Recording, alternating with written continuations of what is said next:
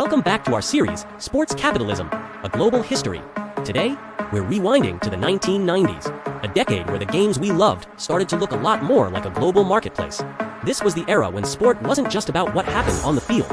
It became a trillion-dollar industry, and the growing pains were intense.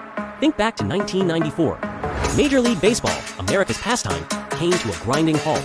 The players' strike was so severe it canceled the World Series for the first time in 90 years.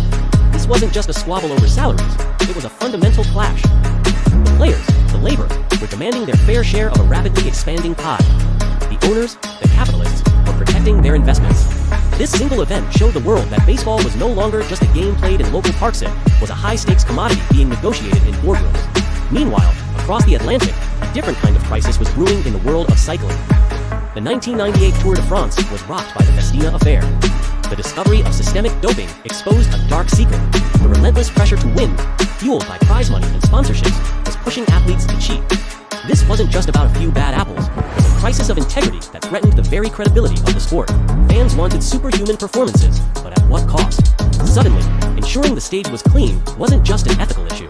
It was a massive business risk. And what about the biggest sport of all? Football's transfer market absolutely exploded. Clubs weren't just teams anymore. They were global brands. To pay for skyrocketing player wages, they had to lean heavily on commercial income from merchandise, TV deals, and corporate partnerships.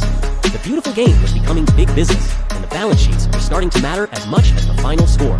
Even the Olympics, the symbol of amateur purity, couldn't resist the allure of capitalism. The International Olympic Committee refined its top sponsorship program, turning those iconic 5 rings into premium, exclusive ad space for the world's biggest corporations. The ideals of sport were now intertwined with 9-figure sponsorship deals and global broadcast rights. So, what did the 90s teach us? 2 crucial lessons. First, as the financial stakes grew, so did the conflicts over who deserved the money. It was a constant tug-of-war between the athletes who put their bodies on the line and the owners who risked their capital. Second, the insatiable demand for drama and record-breaking moments created a powerful incentive to bend, and sometimes break, the rules. The 1990s set the stage for the modern sports landscape, a complex world where passion, performance, and profit are forever linked. Thanks for watching. If you found this interesting, make sure to hit that like button, subscribe to the channel, and ring the bell so you don't miss our next chapter. See you next time.